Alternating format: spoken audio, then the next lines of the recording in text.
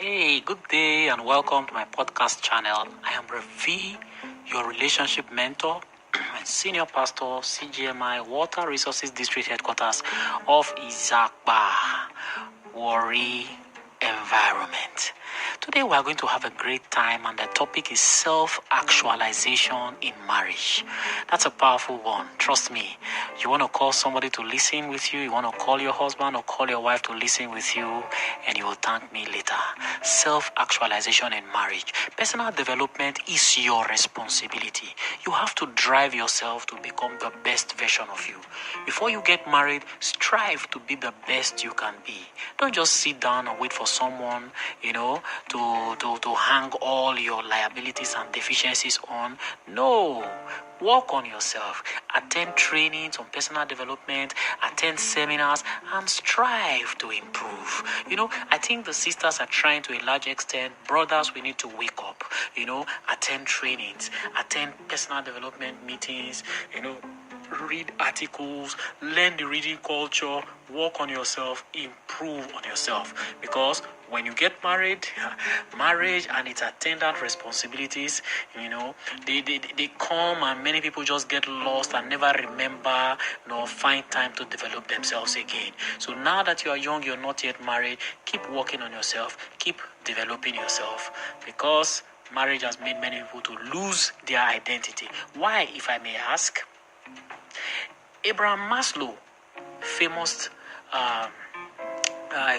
guy, in his theory of the human hierarchy of needs, he said something.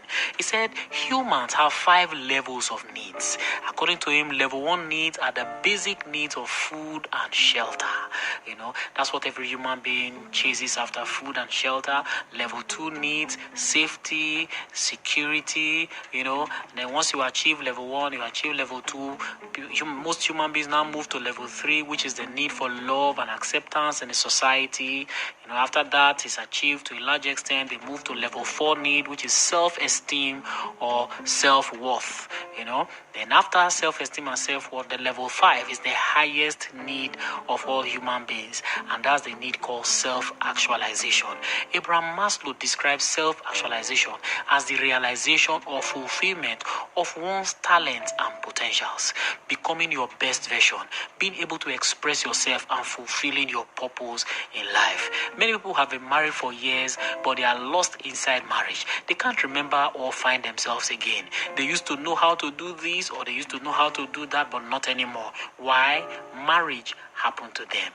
Some just sat back and allowed only their spouse to keep developing. It is wrong. You too can develop. Both husband and wife, you can both develop and actualize your potentials. It may not be at the same pace, but there's room for both of you to keep developing. It's an error for your husband to be a prof and you are a school set holder. It's an error for your husband to be a clergy and you cannot even do opening prayers in church. It's an error, and a lot of women find themselves in this situation. It's so bad. Now I use women because we know a lot of women who are in it, but let me also repeat, because many men find themselves in this situation. It's an error for your wife to be a prof and you husband, you are a school set holder. It's an error for your wife to be a clergy and you cannot even do opening prayer or praise and worship and you call yourself a man. It's an error for your wife to be a medical doctor and you struggle to speak English. No, don't stay too comfortable because you are married. Develop yourself too. It is possible. You need to be able to connect somewhere, either academically, spiritually, financially. The reason why some people after a while they find it difficult to relate with their spouse is because their spouse is not developing while only one person is developing. So pull each other together. I remember myself, my wife, we both, we've gone for trainings together. We travel together so that we get exposed together. We did an MBA together so that we both improve ourselves together. That's what to do. That's how to do it. On a scale of 0 to 10, If your spouse is 10 spiritually, academically, or professionally, at least you should be somewhere around 5. If you cannot meet up with him to be 10, the same level of spirituality with him, at least you should be somewhere around 5, or which is average or above average. You see, your spouse can pass you in one area, but feel free to develop yourself in other areas around your gifting.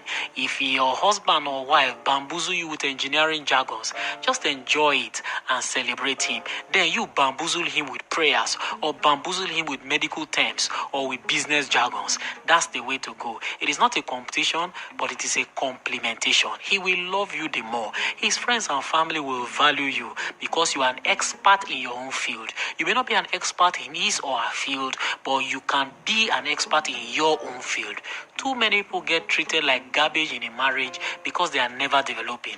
They have been deteriorating in everything since they got married. Don't tell me it is because you don't have a job. You can create your own business. You can create your own job. You can educate yourself either formally or informally. There are online courses you can do. Your friends have been asking you, when will you settle down now? And so you married and you settle down. Really? Don't just settle down. Work on yourself. Develop yourself. Attend meetings. Attend seminars. Attend conferences. Book for short courses. Train yourself, equip yourself in one area or the other. When you meet out there, when you meet somewhere, when you talk, intellectually, spiritually, you can meet your husband or you can meet your wife somewhere. It is very, very important. If your husband can preach more than you, no problem. You should learn how to pray more than him. It's an error that you will suffer with a man, and tomorrow he becomes governor, then he takes another wife because you can't speak English. No, it's an error. And there are lots of women who find themselves in this situation. They just refuse to work on themselves. They just sit down, lazing around on a daily basis. They refuse to develop themselves, and it is not good at all. It's not good at all. I want to challenge you. I don't know who you are listening to me today. I am challenging you today. You can actualize yourself. You can rise up to become the best version of yourself. Don't settle down for just basic needs. I know Maslow said there are the basic needs of food and stuff. Some people have been chasing after basic stuff like food and shelter, that they have forgotten everything about self-actualization. I've come today to put that one in your spirit again. There was a time where you thought of becoming a good singer. There was a time where you know you can play the piano very well. There was a time it mattered to you that you develop yourself on that wise. There was a time it mattered to you that your skills, your handwork, there was a time it mattered, but you got married. And since marriage is all about work, children, food, see, those are all the things you think. Those things are good. Don't ignore them. But at the same time, get past all those ones. Get to the point where it's important for you to find yourself in marriage. Don't be lost in marriage. Don't be lost that you can no longer discover yourself. You can no longer discover your identity. Every one of us have a purpose under the surface of the earth. I came to challenge you today, man. Go and enroll for that academic program. Go and enroll for that short course. There are many of them online. You will thank me. Your spouse will love you. Don't just sit down because your spouse is a breadwinner, and so you just have to sit down. You don't want to do nothing. It is so wrong. Rise up, work on yourself, discover yourself, be the best you, fulfill your purpose. I wish you a great relationship, a happy marriage, and stressless union. I wish you bliss. I'm Reverend Victor Ekpe, Rev V for short, your relationship mentor and senior pastor, CGMI, Water Resources District Headquarters, off Water Resources Road, off Izakba Road in Warri, Nigeria. And I beg you, help me share this podcast, help me spread it, invite people to listen to it, because it will do them good. Once again, may I tell you that my book is out, Marriage Aglow. Lots of the things I discuss on my podcast, lots of them are in the book.